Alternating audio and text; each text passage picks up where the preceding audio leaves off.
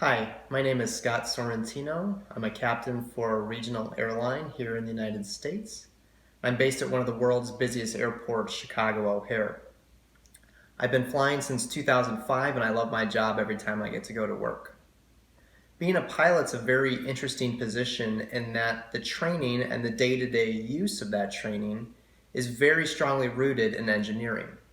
Let's take a look at a few examples of how I use engineering every time I fly. One of the most important applications of engineering and physics on flight is Bernoulli's principle. Bernoulli's principle describes the properties of air as it moves and states, as the velocity of air increases, its static pressure decreases. This is important because as air moves over the top side of an airplane wing, it accelerates. Therefore, its velocity has increased and its static pressure has decreased. This, compared to slower moving air along the underside of the wing with higher static pressure, creates a pressure imbalance or differential from bottom to top, from high pressure to low pressure, pushing the wing up, which is a force that we call lift. This, combined with Newton's third law of motion, which states for every action there is an equal and opposite reaction, where air moving backwards and downwards from the wing also helps to create a force pushing the wing up, which also contributes to lift. Engineers are important in all aspects of flight because every inch of an airplane is designed and tested by engineers. As a pilot, I have to know how the airplane was designed and how it works in order to control the four forces that are always acting on an airplane as it flies. Those forces are lift, weight, thrust, and drag.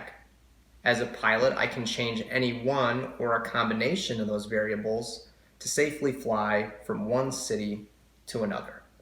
Let's look at one more example of how engineering is important to how airplanes fly by looking at how jet engines work. A jet engine has four main sections, starting in the front and moving to the back. They are the compressor, combustion, turbine, and exhaust sections. Air starts at the front of the engine and is drawn into the engine by a series of large fan blades. This is the most visible part of a jet engine and is the start of the compressor section.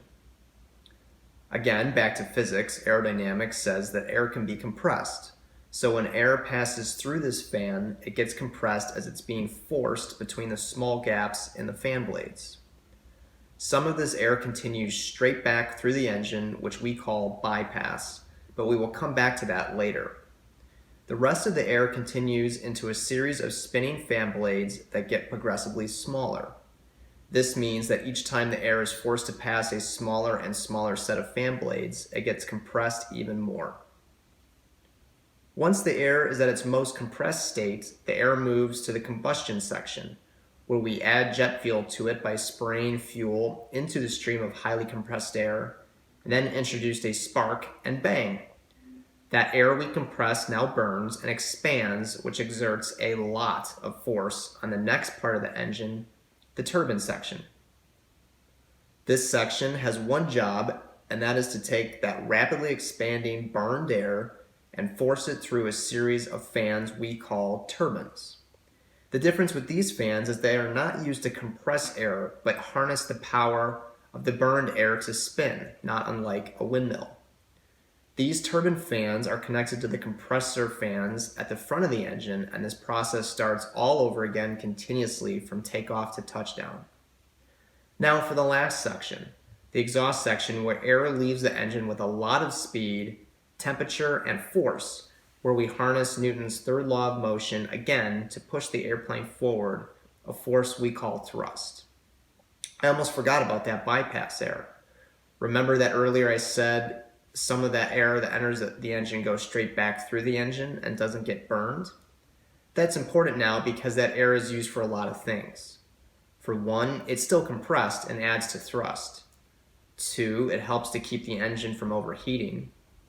3, it reduces the amount of noise the engine puts out. And 4, makes the engine a lot more fuel efficient.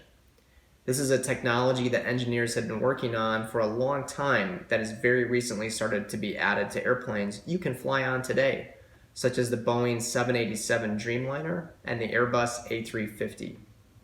To be more specific, the engines we just learned about are called dual spool, where the turbines spin to help the compressors spin, axial flow, meaning air moves along one axis or from the front to the back, high bypass turbine engines. Dual spool, axial flow, high bypass turbine engines. Use that term to impress your physics teacher next time you see them. Thank you for taking the time to learn how important STEM is to aviation in so many ways. Engineers and pilots are constantly learning new ways to make flight safer and more efficient, which is why I want to ask you a question. How would you use physics and engineering to make flight safer and more efficient? Thanks again, and fly safe.